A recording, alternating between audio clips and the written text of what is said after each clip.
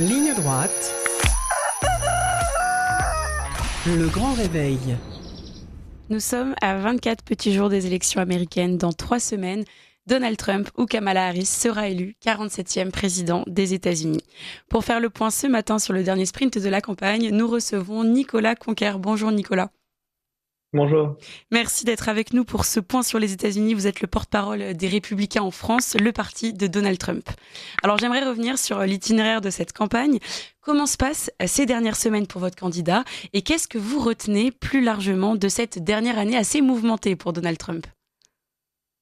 Effectivement, c'est le sprint final. On est à plus que 25-26 jours de cette élection et on est en même temps dans une phase d'intensification, tant dans les meetings que dans la mobilisation de l'électorat. C'est hyper clé et déterminant de non seulement avoir les sondages qui vont dans votre sens, mais de mobiliser les électeurs pour qu'ils se déplacent pour voter soit le jour J. Le jour J aux États-Unis, c'est un mardi, ça sera le 5 novembre, mais aussi, en suivant les États, c'est la possibilité de vous inscrire assez tardivement et de voter par anticipation ou voter par correspondance. Qui est mon cas également, de même pour les 9 millions d'Américains qui vivent en dehors des États-Unis, votent par correspondance, ils peuvent pas se déplacer. Et donc, c'est clé de s'assurer que ces votes-là soient envoyés, et en particulier si c'est des électeurs qui vont être dans les États pivots, les fameux swing states, il y en a 7, qui sont les États qui peuvent plus basculer d'un côté ou de l'autre, et dans lesquels les efforts sont les plus importants, notamment, et on en reparlera longtemps, c'est donc Évidemment. la Pennsylvanie. Évidemment. Voilà. Alors, vous avez parlé des meetings. Justement, le week-end dernier, Donald Trump est retourné sur les lieux de sa tentative d'assassinat du 13 juillet dernier dans la ville de Butler, en Pennsylvanie. Un message fort, déjà. Et surtout, un soutien de poids, puisque Elon Musk, le propriétaire de la plateforme X, était à ses côtés. Alors, qu'est-ce qu'il est venu dire aux milliers de personnes qui étaient présentes à ce grand meeting en Pennsylvanie ? Tout d'abord, très forte symbolique et également démonstration un peu de force de Donald Trump de se retrouver exactement à l'endroit où une balle lui a frôlé la tête et passé dans son oreille, et d'engager son discours en disant, comme je disais, en se retournant vers le panneau qui a regardé et qui a d'ailleurs permis à ce qu'il évite que la balle lui traverse la tête, littéralement.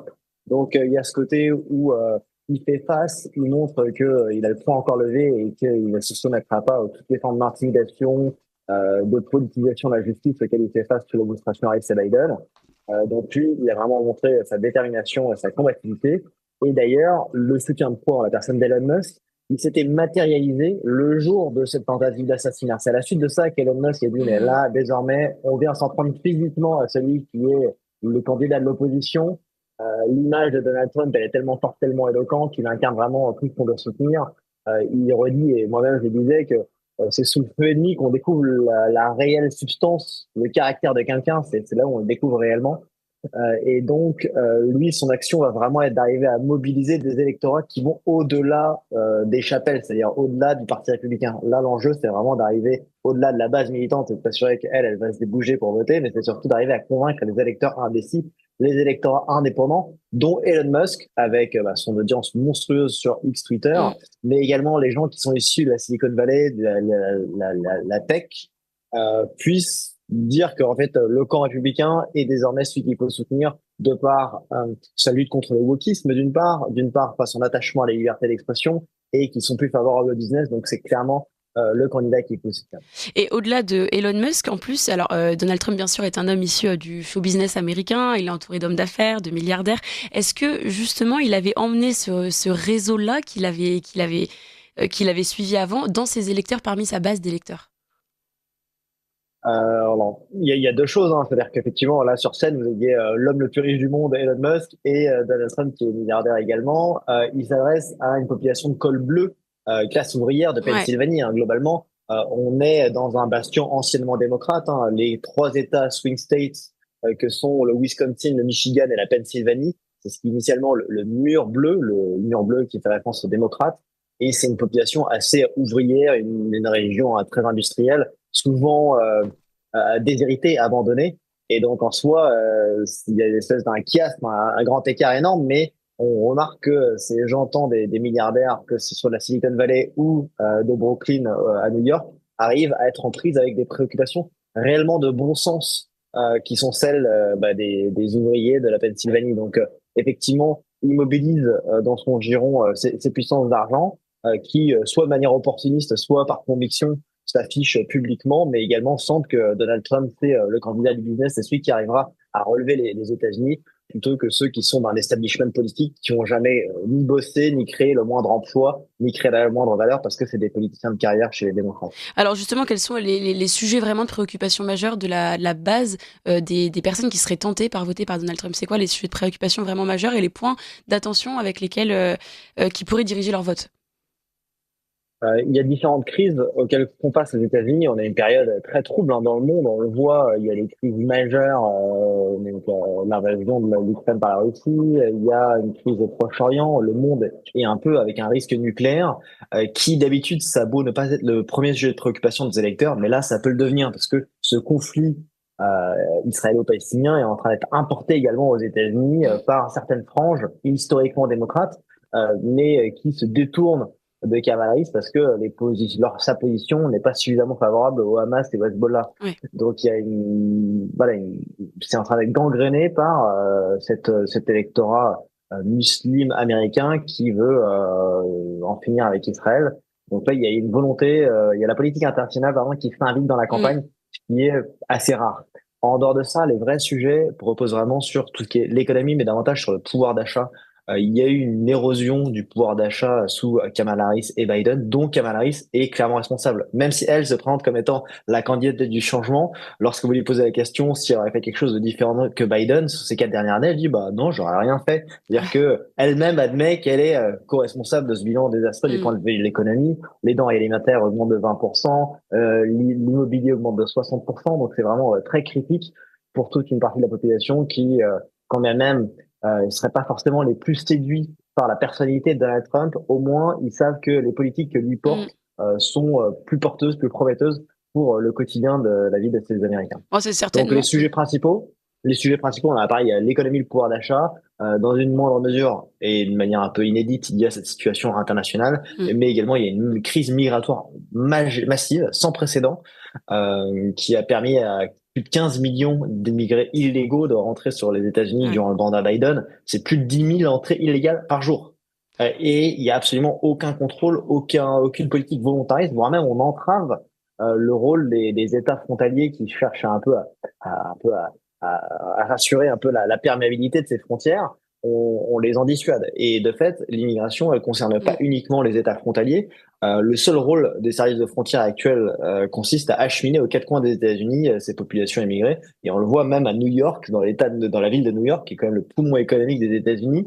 Ils font face à une crise et ils se retrouvent à devoir héberger tous ces immigrés illégaux dans des hôtels qui coûtent, ça coûte rubis sur l'ongle. Donc ça, c'est des vrais sujets qui vont être au centre de cette campagne. Oui, finalement, c'est un peu les mêmes sujets de préoccupation que la France. C'est intéressant, pouvoir d'achat, crise migratoire, même si c'est évidemment à des échelles complètement différentes. Alors aujourd'hui, les sondages sont vraiment extrêmement serrés.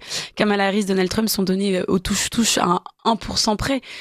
L'élection, vous avez parlé tout à l'heure du mur bleu, elle se jouerait vraiment sur ces 3 États, Wisconsin, Michigan et Pennsylvanie? Alors, les États-Unis, il y a 50 États qui votent pour un collège électoral avec un nombre de grands électeurs qui varie en fonction de la population. Dans la majorité des États, c'est-à-dire les États du centre, et ils sont plutôt acquis aux républicains, et les États du sud sont acquis aux républicains, et les côtes sont davantage acquis aux démocrates. L'enjeu, c'est quels sont ceux qui peuvent basculer d'un côté ou de l'autre. Dedans, lors de cette élection, on en a 7 qui se dessinent. Il y en a donc le mur bleu dont j'ai parlé, qui est un peu au nord-est des États-Unis, c'est Wisconsin, Michigan, Pennsylvanie. Et ça, c'est ce qu'on appelle la Rust Belt. Rust Belt par rapport à une ancienne zone très industrielle désindustrialisée. Et ensuite, il y a la Sun Belt qui fait Caroline du Nord, Géorgie et un peu plus loin, Nevada, Arizona. Donc c'est 7 États-là qui sont au cœur de cette élection et c'est vraiment les seuls sondages qu'il s'agit de suivre parce que c'est les seuls dans lesquels on peut avoir des surprises et dans lesquels Donald Trump est donné assez favoritairement majoritaire dans les derniers sondages qu'on peut suivre. À savoir que parmi ces États, et ça s'invite aussi dans la campagne, j'ai parlé de la Caroline du Nord et de la Géorgie, c'est 2 États qui sont sévèrement frappés par les ouragans qui sont en train de balayer les États-Unis littéralement. Et il y a des vrais sujets, des vrais enjeux par rapport au fait de pouvoir voter lorsque vous êtes en pleine catastrophe naturelle. Donc là, ils sont en train de faire passer de manière bipartisane, les démocrates et les républicains, des lois un peu plus permissives pour que les gens puissent exprimer leur droit de vote à ce moment-là. Ah oui. Le vrai enjeu, comme on l'a dit, on en reparle de la Pennsylvanie, mais ça reste majoritaire parce que Mm. parmi ces 7 États pivots, c'est celui qui vaut le plus de grands électeurs. Et si Kamala Harris, elle perd un des 3 États du Blue Wall, hein, du mur bleu, c'est terminé. Ils ont pas de possibilité mathématiquement d'arriver aux 270 grands électeurs. Alors que Donald Trump est donné, il a beaucoup plus de combinaisons possibles pour y arriver. Et on n'est pas à l'abri d'une bonne surprise ou d'une surprise tout court avec d'autres États qui pourraient basculer. Vraiment, on voit que les écarts se resserrent. Même l'État dont moi je suis originaire et d'où est originaire le colistier de Kamala Harris, Tim Walz, le Minnesota, qui est jamais passé chez les Républicains depuis 1980, j'étais même pas né, Ah oui. pourrait potentiellement basculer. Enfin, on arrive à des surprises comme ça où l'écart un peu se passe et vraiment ça traduit quelque chose de plus fort. C'est quand même les sondages au niveau global, ils sont un petit peu noyés, on est au coude à coude. Quand on regarde de manière plus spécifique, il y a une vraie dynamique et un momentum qui est du côté de chez Trump et des Républicains. Donc ça se joue à plusieurs niveaux. Et dernier élément de pédagogie, c'est que le 5 novembre, on élit le président à la Maison Blanche, mais on élit également un tiers des sénateurs, Mm. l'ensemble du Congrès, des gouverneurs. Et donc dans tous les cas, il y a énormément de choses qui vont mobiliser les électeurs, d'où d'ailleurs ces complexités à obtenir un vainqueur immédiatement le soir même. Mais en tout cas, je pense que du point de vue de l'élection à la Maison Blanche, je pense que tant la campagne que la personne, que voilà, c'est cette adhésion hein, qui va au-delà de la base républicaine classique. On a vu des renforts de Kennedy, Mm. d'anciens élus démocrates qui sont venus prêter leur soutien et qui sont vraiment des soutiens de poids.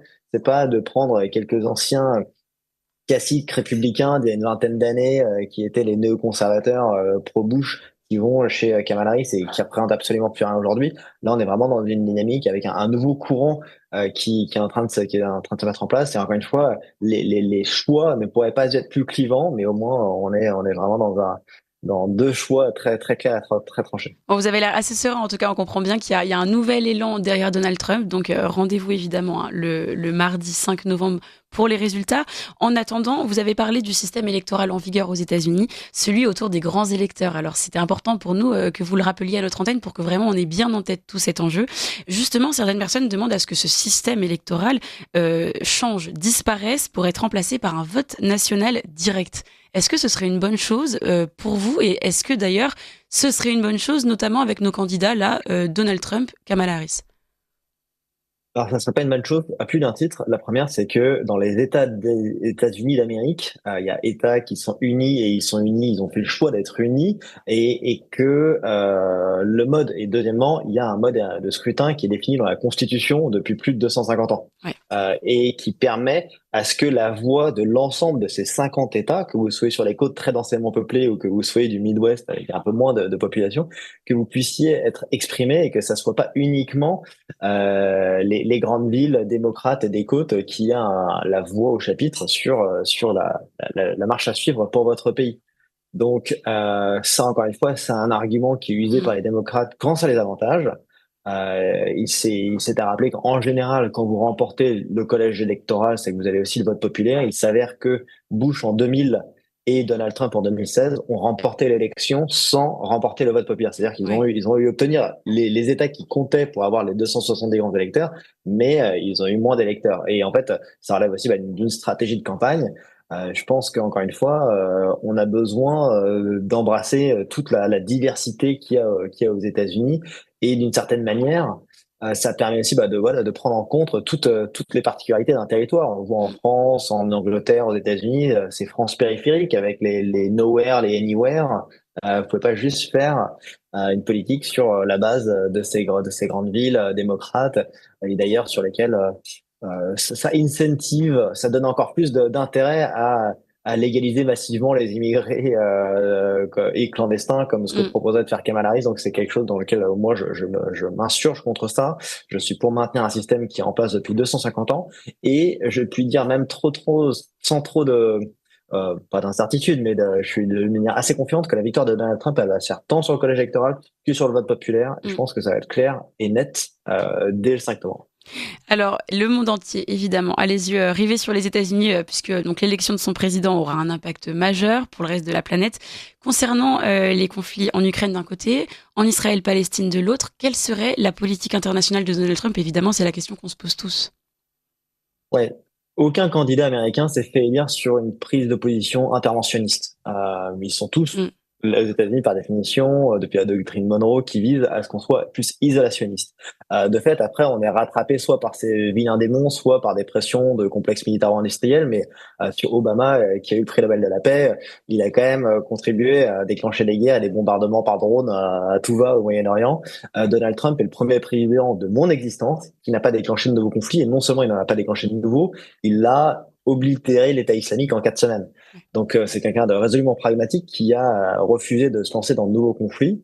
Ça a permis d'avoir une plus grande stabilité dans le monde. Non seulement il n'a pas lancé de nouveaux conflits, mais il a permis, via les accords d'Abraham aussi, de pacifier la région, du moins temporairement. Mm. Et il n'y avait pas d'invasion de pays voisins. L'invasion de l'Ukraine par la Russie, elle s'est faite sous l'administration Biden-Harris. Et, ouais. Donc je pense que... Ouais, je t'écoute. Non, justement, alors, sous Joe Biden, on l'a bien vu, vous l'avez dit, voilà, c'est d'une certaine manière le chaos. Est-ce que avec Kamala Harris, ça serait la continuité? On parle d'elle comme quelqu'un de encore plus radical que Joe Biden. Alors peut-être pour les questions plus de wokisme que de politique internationale, mais il nous reste 1 minute exactement. À quoi pourrait ressembler l'Amérique sous Kamala Harris, au sein de l'Amérique, et puis surtout dans leur politique internationale aussi, parce que c'est aussi ça qui nous intéresse. Sur la politique internationale, elle désavoue pas le bilan de Joe Biden. Elle admet être co-responsable, qu'elle a été actrice dans l'ensemble des grandes décisions. Avec Donald Trump, on avait eu les accords d'Abraham dans le Moyen-Orient. Sous Biden et Harris, on a eu le 7 octobre. Donc je pense qu'on a vraiment besoin d'un leadership fort en la personne de Donald Trump pour arriver à pacifier ces régions-là, mettre fin à des conflits qui n'ont que trop duré et de contribuer à une plus grande stabilité dans le monde, les États-Unis, mais nous aussi en France, on a besoin. Bon, merci Nicolas Conquer pour ce point majeur matinal sur les élections américaines. On continuera de suivre ça avec vous. En tout cas, rendez-vous donc bien sûr le mardi 5 novembre pour suivre ça, qui sera le 47e président des États-Unis. Vous êtes bien sûr le porte-parole des Républicains en France, donc le parti de Donald Trump. Je rappelle les 7 États pivots pour nos auditeurs: la Pennsylvanie, la Géorgie, la Caroline du Nord, le Michigan, l'Arizona, le Wisconsin et le Nevada. Donc on continuera de suivre évidemment les mises à jour des sondages dans ces états pivots. Merci encore Nicolas Conquer pour toutes ces explications et à très bientôt.